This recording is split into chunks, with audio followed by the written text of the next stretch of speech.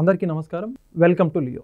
ఆంధ్రప్రదేశ్ మాజీ CID chief తాజాగా చూసుకుంటే అగ్రిగోల్డ్లో లంచానికి సంబంధించినటువంటి కేసులో ఆయన మీద విచారణకి అనుమతిస్తూ ప్రభుత్వ సిఎస్ విజయానంద్ గారు ఇప్పటికే అనుమతులు ఇవ్వడం జరిగింది. మరోపక్క మాజీ మంత్రి విడదల రజనీ గారు స్టోన్ క్రషర్స్ యజమానుల దగ్గర నుంచి అక్రమంగా నగదు వసూలు చేశారని చెప్పేసి ఆరోపణలు ఉన్నటువంటి నేపథ్యంలో ఈ కేసుకు సంబంధించి కూడా దీనికి పూర్తిగా సహకరించారని అభియోగాలు ఎదుర్కొంటున్నటువంటి అప్పటి ఐపీఎస్ జాషువా గారి మీద ఈ యొక్క విచారణకు అనుమతిస్తూ మరొకసారి సిఎస్ విజయానంద్ గారు దీనికి సంబంధించి కూడా అనుమతులు ఇవ్వడం జరిగింది. ఒక పక్క విడదల రజనీ గారు ఇక ఈవిడకి సంబంధించి 17A దానికి సంబంధించి పూర్తి విచారణ జరపాలని దీనికి సంబంధించి గవర్నర్ గారి ఆమోదం కోరుతూ ప్రభుత్వం గవర్నర్ గారికి లేఖ రాయడం జరిగింది.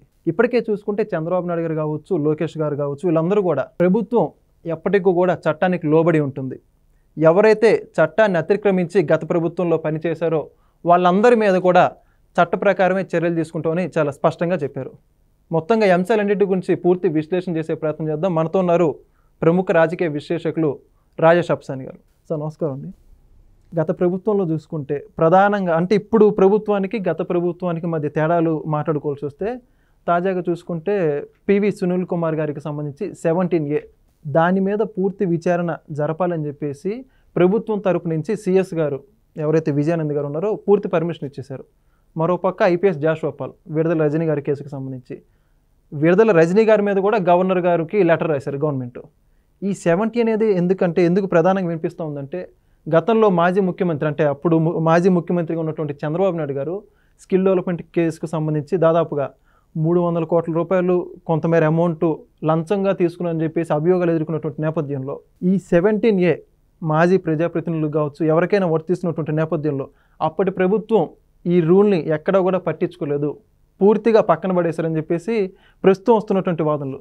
కానీ అందుకు భిన్నంగా కూటమి ప్రభుత్వం ప్రతి ఒక్క చోట చట్టానికి లోబడే చర్యలు తీసుకుంటుంది అని చెప్పడానికి ఇదే ఉదాహరణ అని చెప్పేసి వాదనలు కూడా వినిపిస్తున్నాయి.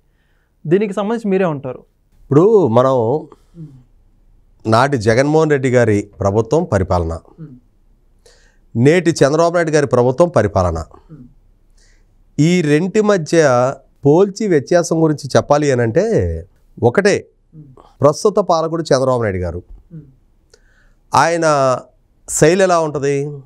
పొద్దున్నే లెగవాలి, పగలంతా కష్టపడాలి, పొద్దుకోక ముందే ఇంటికి చేరాలి, పద్ధతిగా బతకాలి, నేను ఇదే ఆచరిస్తా, మీరందరూ కూడా ఇదే పాటించండి అని చెప్తూ ఉంటారు ఆయన.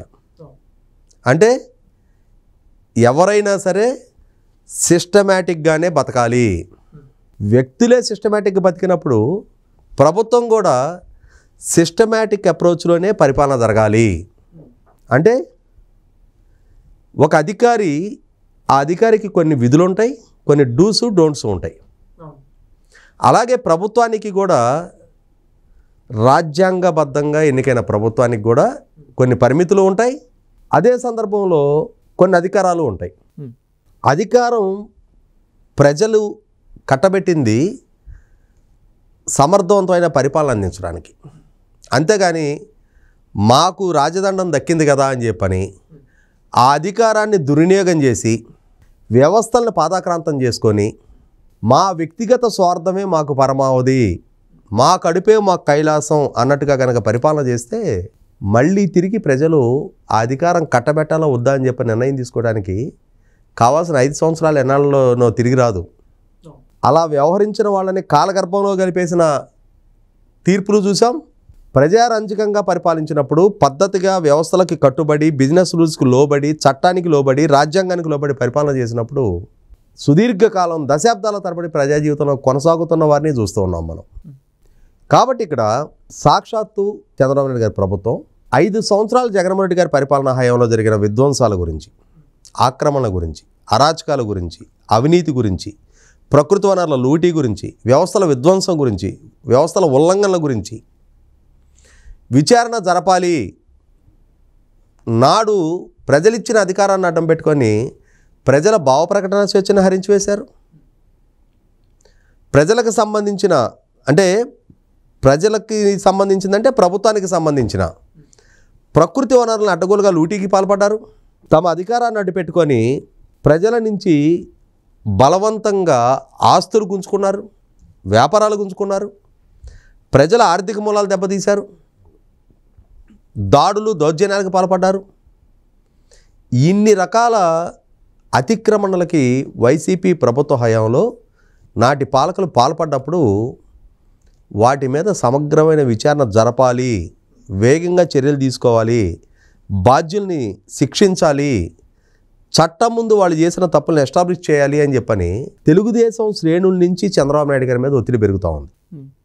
చాలా అసంతృప్తి కూడా వ్యక్తం చేస్తూ ఉన్నారు. కానీ అదే సందర్భంలో పాలకుడుగా ఉన్న చంద్రబాబు నాయుడు గారు దుష్ట శిక్షణ జరిగి తీరుతుంది, అయినా సరే అంటే మేము ఎవరి మీద కక్ష సాధింపు చర్యలకు పాల్పడం, అలా అని చెప్పి తప్పు చేసిన ఏ ఒక్కరిని ఉపేక్షించం, వ్యవస్థీకృతంగానే వారు చేసిన తప్పుల్ని ఎస్టాబ్లిష్ చేస్తాం, సాక్ష్యాధారాలతో ఎస్టాబ్లిష్ చేస్తాం, చట్టం ముందు దోషులుగా నిర్ధారణ చేపిస్తాం, శాశ్వతంగా మరొకసారి ప్రజా జీవితంలో కొనసాగని స్థితి కల్పిస్తామని చెప్పని చెప్తా ఉన్నారు. ఇవాళ ప్రజల ముందున్న ప్రశ్న ఏంటి అంటే, ఎందుకు ప్రభుత్వం ఇంత సాచివేత ధోరణి ప్రదర్శిస్తుంది? జగన్మోహన్ రెడ్డి తనకు అధికారం దక్కగానే తన రాజకీయ ప్రత్యర్థుల్ని వెంటాడి వేధించాడు కదా. ఇవాళ జగన్మోహన్ రెడ్డికి అధికారం లేదు, జగన్మోహన్ రెడ్డి అనుయాయులకి అధికారం లేదు. ఇవాళ అధికారం ఎన్డీఏ కూటమి చేతిలో ఉంది. సాక్షాత్తు రాష్ట్ర ముఖ్యమంత్రిగా చంద్రబాబు నాయుడు గారు ఉన్నారు. చంద్రబాబు నాయుడు గారి మద్దతుదారులుగా, చంద్రబాబు నాయుడు గారి శ్రేణులుగా అందరికందరం ఏదో ఒక రకమైన నిర్బంధాన్ని ఎదుర్కొని ఉన్నాం, అవమానాలు ఎదుర్కొన్నాం, ఆర్థిక మూలాలు దెబ్బతీయబడ్డాయి, వ్యాపారాలు దెబ్బతీయబడ్డాయి, ప్రభుత్వంతో చేసిన పనుల తాలూకు బిల్లులు చెల్లింపబడలేదు. ఇలా ఒక రకమైన అష్ట దిగ్బంధనానికి నాటి ప్రభుత్వం ద్వారా బాధితులుగా మారున్నాం. ఇటువంటి స్థితిలో ప్రభుత్వం కొంత సాచివేత ధోరణి ప్రదర్శిస్తుందేమో అన్న అభిప్రాయం శ్రేణుల నుంచి వ్యక్తమవుతూ ఉంది. ఇదే సందర్భంలో ప్రభుత్వం నుంచి వస్తున్న స్పందన చాలా సూటిగా స్పష్టంగా కనిపిస్తూ ఉంది. ఇవాళ తప్పు చేసిన ఏ ఒక్కరిని ఉపేక్షించమని చెప్పిన దానికి అనుగుణంగానే నాటి మాజీ మంత్రి చెల్లూరుపేట నుంచి ప్రాతినిధ్యం వహించి మొన్నటి ఎన్నికల్లో గుంటూరు వెస్ట్ నుంచి పోటీ చేసి ఓడిపోయిన విడదల రజనీ గారు వాస్తవంగా చాలా వేగంగా రాజకీయపు ల్యాడర్లో ఉన్నత స్థానానికి చేరుకున్న మహిళ, చాలా యంగ్స్టరు, ఉన్నత విద్యావంతురాలు, ఐటీ ఎంటర్ప్రెన్యూర్గా చాలా వేగంగా రాజకీయాలకు చొచ్చుకొచ్చేసింది. ఆమె మంత్రి పదవి చేపట్టి ఆ మంత్రి పదవికి ముందు శాసనసభ్యులుగా ఎన్నికైన నాటి నుంచి ఆమె కుటుంబ సభ్యులు చిలకలూరుపేట నియోజకవర్గ వ్యాప్తంగా చాలా ప్రకృతి వనాల్లో లూటీకి పాల్పడ్డారు. నాటి తెలుగుదేశం శ్రేణులని వేధింపులకు గురి చేశారు, అక్రమ కేసుల్లో నిర్బంధానికి గురి చేశారు, కస్టడీలు టార్చర్లకు గురి చేశారు, అలాగే వైసీపీ నాయకుల దోపిడీకి సహకరించారు.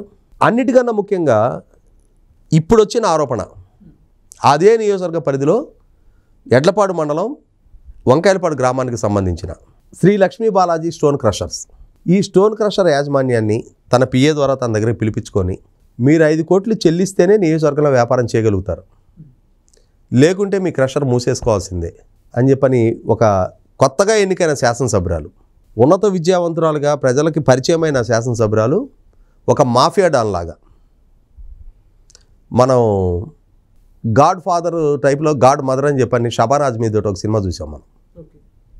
ఆ టైప్లో చంద్రబాబు నాయుడు గారిని మహానాడు వేదికగా నాడు తెలుగుదేశం పార్టీలో కొనసాగి, సార్ మీరు పెంచిన సైబరాబాద్ వనంలో పెరిగిన మొక్కన్ సార్ నేను అని చెప్పని సభావేదిక నుంచి హర్షధ్వానాల మధ్య ప్రసంగించిన విడదల రజని వైసీపీ పార్టీ పంచం చేరిన తర్వాత ఆమె అసలు సిసల స్వరూపం ఇదే అదే అని చెప్పని ప్రజలు కూడా విస్తుపోయే విధంగా, అంటే ఒక ఐటీ ఎంటర్ప్రెన్యూర్గా పరిచయమైన స్థాయి నుంచి ఒక మాఫియా డాన్ టైప్లో నాకు ఇన్ని కోట్లు ఇస్తేనే నువ్వు వ్యాపారం చేసుకోవటం, లేకుంటే మీ వ్యాపారం నడవదు అని చెప్పని తన నియోజకవర్గ పరిధిలో ఉన్న వ్యాపారస్తుల్ని చిన్న చితక పారిశ్రామికవేత్తలని బెదిరించి దౌర్జన్యానికి దిగిన తీరు, దానికి అంటే ఈ ప్రహసనానికి అండగా నిలిచింది vigilance and enforcement SP Joshua. అతను ఈమె నుంచి ఈ డిమాండ్ వారి ముందు పెట్టిన తర్వాత వెనువెంటనే మరుసటి రోజు అతను తన సిబ్బందితోటి ఆ క్రషర్ మీద దాడి చేసి, మీరు ఇక్కడ మీ క్వారీయింగ్లో ఉల్లంఘనకు పాల్పడ్డారు, ఈ పాల్పడ్డ పర్యవసానం మీరు 50 కోట్ల రూపాయల పెనాల్టీ చెల్లించాల్సి ఉంటుంది అని చెప్పని ఓ తాకిది చెల్లిపాడు. తర్వాత మళ్ళీ ఒకరోజు ఆఫీస్కి పిలిచాడు. ఏంటి మరి ఏం ఆలోచించుకున్నారు? ఎమ్మెల్యే మేడం గారి డిమాండ్ని తలగుతున్నారా, లేదు 50 కోట్ల రూపాయలు చెల్లిస్తారా అంటే ఒక కాన్ఫర్ట్ సిచ్యుయేషన్ క్రియేట్ చేసేయడం అనమాట. ఇదే ప్రహసనం చాలామంది దగ్గర క్రియేట్ చేశారు.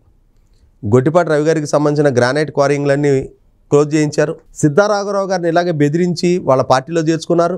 ఇదే స్ట్రాటజీ గమనించుకుంటే కాకినాడ సీపోర్ట్ యాజమాన్యం దగ్గర కూడా ప్రయోగించి మీరు 990 కోట్ల రూపాయలు ప్రభుత్వానికి చెల్లించాల్సి ఉంది అని చెప్పని శ్రీధరంట సంతానం వండుకోచేత ఆడిట్ రిపోర్ట్లో మీరు 990 కోట్ల రూపాయలు ఉల్లంఘనకు పాల్పడ్డారు అని చెప్పని వాళ్ళకి నోటీసులు ఇచ్చి తర్వాత వాళ్ళ దగ్గర నుంచి షేర్లు బదలాయింపు జరిగిన తర్వాత దాన్ని 9 కోట్లకు పరిమితం చేసిన తీరు. సేమ్ స్ట్రాటజీ ప్రతి చోట ఇదే ప్రహసనం. అధికారులు వస్తారు, అధికారులు మీరు ఇన్ని కోట్ల రూపాయలు ఉల్లంఘనకు పాల్పడ్డారు, అన్ని కోట్ల రూపాయల ఉల్లంఘనకు పాల్పడ్డారు, మీకు ఇంత జరిమానా పడుద్ది అంత జరిమానా పడుద్ది అని చెప్పిన బెదిరించడం. ఆ బెదిరింపులకు తలొగ్గి వీళ్ళు కాళ్ళబేరానికి వెళ్ళి రాజీ పడాలి, వాళ్ళు అడిగిన కిక్ బ్యాక్స్ ఇచ్చుకోవాలి. సేమ్ స్ట్రాటజీ ఈ లక్ష్మీ బాలాజీ స్టోన్ క్రషర్స్ యాజమాన్యం మీద కూడా ప్రదర్శించారు. తప్పని పరిస్థితిలో వాళ్ళు మళ్ళీ వెళ్ళారు. అమ్మ మీరు అడిగినంతటి నగదు 5 కోట్ల రూపాయలు మేము ఇచ్చుకోలేం, సరే ఒక 2 కోట్ల రూపాయలు మేము ఇంతే ఇవ్వగలమమ్మా. జాలి తెలిసి పాపం వాళ్ళ మీద 2 కోట్ల రూపాయలు ఒప్పుకొని గాడు మదర్ గారు ఆ 2 కోట్ల రూపాయలకి సెటిల్మెంట్ చేసుకొని 2 కోట్ల రూపాయలు ఆమె కట్టి వచ్చారు ఇల్లు. ఏముంది, ఆ ఎస్పీని ఇలా పంపించింది, అతను వెళ్ళి బెదిరించాడు, 2 కోట్లు వచ్చి పడ్డాయి ఆమెకి. మనకి ఇప్పటి వరకు లక్ష్మీ బాలాజీ స్టోన్ క్రషర్స్ వాళ్ళు ధైర్యం చేసి ముందుకు వచ్చి కంప్లైంట్ ఇచ్చారు కాబట్టి వాళ్ళకి సంబంధించిన విషయాలు బయటకు వస్తున్నాయి. నియోజకవర్గంలో ఇంకెన్ని జరిగినాయో ఈ 5 సంవత్సరాల కాలంలో మధ్యలో తర్వాత రోజులు ఆ మంత్రి కూడా అయింది. మరి మంత్రి అంటే స్టేట్ వైడ్ కదా, మరి రాష్ట్ర వ్యాప్తంగా వైద్యారోగ్య శాఖ మంత్రి, హాస్పిటల్స్, మెడిసిన్స్, ఎక్విప్మెంట్, ప్రొక్యూర్మెంట్లు, అలాగే మెడిసిన్స్ ప్రొక్యూర్మెంట్, మరి ఎన్ని రకాల ఆబ్లిగేషన్స్, ఇంకెంత సంపాదించి ఉండొచ్చు. ఈ నేపథ్యంలో 2 కోట్ల రూపాయలు ఆమె తీసుకుంది. ఈ ఉడతూపు లూపినందుకు ఈ ఎస్పీ ఒక 10 లక్షలు తీసుకున్నాడు. ఆమె పిఏ ఉన్నాడు, ఆమె తరపున కొరియర్ సర్వీస్ లాగా వీళ్ళ దగ్గరకు వచ్చి చెప్పి మళ్ళీ ఏడని తీసుకెళ్ళి ఆమెకు కల్పించి మళ్ళీ ఫైనల్గా ఈ 2 కోట్లకి సెటిల్మెంట్ చేసినందుకు అతనికి ఒక 10 లక్షలు, ఓవరాల్గా 2,20,00,000 రూపాయలు తీసుకున్నారు. సరే తీసుకున్నావు, అయిపోయిందా? నువ్వు ఒక ఎంటర్ప్రెన్యూర్ కదా, 100 కోట్ల ఆస్తిపరురాలుగా రాజకీయాల్లోకి వచ్చావు కదా, నీ ఏజ్ ఎంత? మంత్రిగా పదవి బాధ్యతలు చేపట్టే నాటికి 31 సంవత్సరాలు నీ వయసు. ఒక ఉన్నత విద్యావంతురాలుగా ఒక క్లీన్ ఇమేజ్ ఉన్న వ్యక్తిగా రాజకీయాల్లోకి వచ్చావు. కానీ నీలో ఉన్న ఈ అపరిచితురాలు గురించి నీకు నువ్వు సమాజానికి పరిచయం చేసుకున్నావు కదా. నీ ఏజ్కి గౌరవప్రదంగా వ్యవహరించున్నట్టయితే, ఇటువంటి డబ్బు కక్కుర్తి వ్యవహారాలు చేయకుండా ఉన్నట్టయితే కనీసం ఒక 3-4 దశాబ్దాల పాటు రాజకీయాల్లో కొనసాగడానికి ఆస్కారం ఉండేది. ఇవాళ ఏమైంది? ఎన్నాళ్ళు పట్టింది?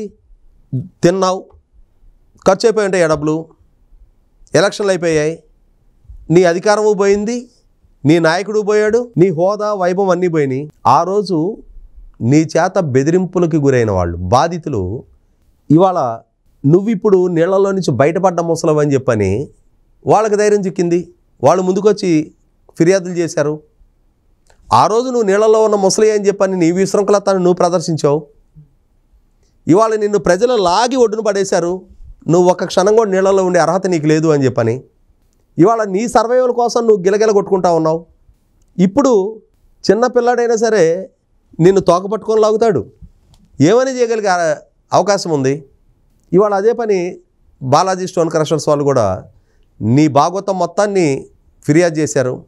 దాని మీద ప్రభుత్వం లోతైన విచారణ జరిపింది. నువ్వు చేసిన తప్పు నిర్ధారణ చేసుకుంది. నీకు సహకరించిన జాషువా చేసిన తప్పు కూడా నిర్ధారణ చేసుకుంది. దాని పర్యవసానం ఇవాళ జాషువా మీద, అలాగే అగ్రిగోల్డ్ అంటే అగ్రిగోల్డ్ బాధితులకి ప్రభుత్వం ప్యాకేజ్ ఇచ్చింది. ఆ ప్యాకేజ్ మొత్తాన్ని పివి సునీల్ కుమార్ గారు సిఐడి చీఫ్గా ఉన్న రోజుల్లో అతను, అతని అనుయాయుడు తులసీబాబు, కామేపల్లి తులసీబాబు, రఘురామకృష్ణరాజు గారి కస్టోడియల్ టార్చర్ కేసులో బైపాస్ సర్జరీ చేయించుకొని ఉన్న రఘురామకృష్ణరాజు గారి గుండెల మీద కూర్చున్న గనుడు ఈ మధ్యకాలంలోనే అరెస్ట్ అయి ఉన్నాడు. అతనితో పాటు కలిసి ప్రభుత్వం ద్వారా అగ్రిగోల్డ్ బాధితులకి చెల్లించిన ప్యాకేజీని బినామీ పేర్లతోటి కామేపల్లి తులసిబాబు సొంత గ్రామస్తులకి వాళ్ళ అకౌంట్లోకి వేసి ఆ అకౌంట్లో నుంచి ఈ పివి సునీల్ కుమార్ అన్నో తులసిబాబు సహకారంతో మళ్ళీ డబ్బులు వెనక్కి తెచ్చుకున్నారంట. ఓవరాల్గా ఉమ్మడి ప్రకాశం జిల్లాలో 400 మందికి ఆ విధంగా డిపాజిట్లు వేసి అకౌంట్లో వాళ్ళ అకౌంట్లో వేసినందుకు వాళ్ళకి ఒక 5,000 ఎటు పెట్టి 15,000 వీళ్ళు తెచ్చుకున్నారు. అంటే ఏంటి, అసలు సిస్సల అగ్రిగోల్డ్ లబ్ధిదారులు గాలికి పోయారు. వీళ్ళ ద్వారా చేర్చబడ్డ ఈ తప్పుడు పేర్లు వాళ్ళకి లబ్ధి చేకూర్చి ఆ డబ్బు కిక్ బ్యాక్స్ రూపంలో వీళ్ళు వెనక్కి తెచ్చుకున్నారు అని చెప్పని పివి సునీల్ కుమార్ మీద కూడా నిర్ధారణ అయింది. కాబట్టి వాళ్ళ పివి సునీల్ కుమార్ మీద అలాగే ఈ విడుదల రజనీకి సహకరించిన జాషువా మీద విచారణ జరపడం కోసం ఏసీబీ ద్వారా నమోదు చేయబడ్డ కేసుల్లో ప్రివెన్షన్ ఆఫ్ కరప్షన్ యాక్ట్లో 17A కింద వీరికంటే ఉన్నతాధికారుల నుంచి అనుమతి కావాలి కాబట్టి చీఫ్ సెక్రటరీ నుంచి అనుమతి తీసుకోవడం జరిగింది. ఇదే సందర్భంలో విడుదల రజనీ గారికి సంబంధించి కూడా ఆమె పాత్రను కూడా నిర్ధారణ చేయడానికి ప్రివెన్షన్ ఆఫ్ కరప్షన్ యాక్ట్ కింద విచారణ జరపాలి కాబట్టి గవర్నర్ గారిని ముందస్తు అనుమతి కోరటం జరిగింది.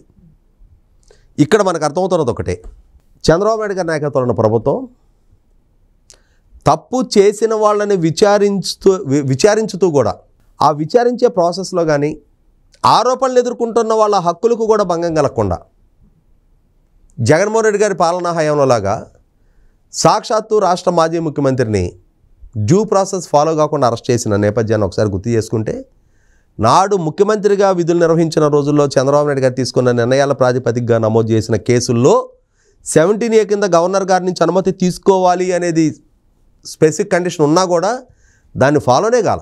ఆ అంశం గురించి ప్రశ్నిస్తే సమాధానమే చెప్పాల. ఆఖరికి కోర్టుల్లో కూడా అడ్డదిడ్డంగా వాదించారు. కాకుండా న్యాయస్థానం కన్విన్స్ అయ్యి చంద్రబాబు నాయుడు గారికి రిమాండ్ విధించింది ఆ రోజు. అది సపరేట్ మ్యాటర్. కానీ ఫాలో కావాల్సిన ప్రొసీజర్ ఏ సందర్భంలో కూడా ఫాలో కాల. అచ్చెన్నాయుడు గారు కార్మిక శాఖ మంత్రిగా ఈఎస్ఐ మందుల కొనుగోళ్లలో అక్రమాలకు పాల్పడ్డారు అని చెప్పి ఆయన మీద కేసు నమోదు చేసినాడు కూడా 17A కింద గవర్నర్ గారు అనుమతి తీసుకొని ఆయన అరెస్ట్ చేయాల్సి ఉండే. కానీ ఆ ప్రొసీజర్లు ఫాలో కాల. అసలు 17A అనేది ఒకటి ఉందని కూడా జగన్మోహన్ రెడ్డి గారి ప్రభుత్వం పరిగణలోకి తీసుకోవాలి. కానీ చంద్రబాబు నాయుడు గారి మీద కేసు నమోదయ్యి ఉన్నప్పుడు ఆయన్ని రిమాండ్కి పంపించిన సందర్భంలో ఆ రోజు న్యాయస్థానంలో జరిగిన న్యాయ పోరాట నేపథ్యంలో 17A గురించి ప్రివెన్షన్ ఆఫ్ కరప్షన్ యాక్ట్ గురించి ప్రజల్లో చాలా విస్తృతంగా చర్చ జరిగింది. ప్రజలకు ఒక అవగాహన కలిగింది. ఇటువంటి అవగాహన కలిగించి ఆ రోజు తన హక్కు కోసం పోరాడిన చంద్రబాబు నాయుడు గారు ఇవాళ తాను పాలకుడిగా ఉన్న రోజున తను అమలుపరచాల్సి వచ్చేటప్పటికి ఆ బాధితులకు ఉండే హక్కుని, అంటే ఎవరి మీదైతే ఆరోపణలు మోపబడతా ఉన్నాయో వారికి ఉండే హక్కుని కాలరాయటం ఇష్టం లేక ఖచ్చితంగా డ్యూ ప్రాసెస్ ఫాలో అవ్వాల్సిందే, హయ్యర్ అథారిటీస్ నుంచి అనుమతి తీసుకొని ఆ ప్రొసీజర్ ఫాలో కావాల్సిందే అని చెప్పని తన ప్రభుత్వ విధానాన్ని స్పష్టం చేస్తూ ఇవాళ తన పాలనా హయాంలో జరుగుతున్న విచారణలో స్పష్టమైన సాక్ష్యాధారాల కళ్ళ ముందు కనిపిస్తున్నా కూడా అదే అంశాలని గవర్నర్ గారి దృష్టికి తీసుకెళ్ళి ఆయన కన్విన్స్ చేసి అనుమతి తీసుకొని విచారణ మొదలు పెట్టాలి. అలాగే ఇవాళ పివి సునీల్ కుమార్ అయినా జాషువా అయినా ఐపీఎస్ అధికారులుగా వాళ్ళు చేసిన తప్పుల ప్రాతిపదికగా విచారణ జరపడానికి వారికంటే సుపీరియర్ అథారిటీ చీఫ్ సెక్రటరీ నుంచి ఆల్రెడీ అనుమతి తీసేసుకున్నారు. ఇక్కడ నాటి జగన్మోహన్ రెడ్డి గారి పాలనకి నేటి చంద్రబాబు నాయుడు గారి పాలనకి ఉన్న వ్యత్యాసం స్పష్టమవుతూ ఉంది. కాబట్టి జగన్మోహన్ రెడ్డి గారు, వారి నాయకులు, వారి మీడియా ఎంత కక్ష సాధింపు ధోరణి అని చెప్పని యాగి చేసే ప్రయత్నం చేసినా కూడా నాడు మీ పాలనలో ఎలా వ్యవహరించారు, నేడు ఈ పాలనలో ఎలా వ్యవహరిస్తున్నారనేది చాలా స్పష్టంగా ఈ ప్రొసీజర్ ఫాలో అవడంతో ఒక బలమైన సందేశం ఇచ్చినట్టయింది. Thank you sir. Please subscribe to Leo News for more videos.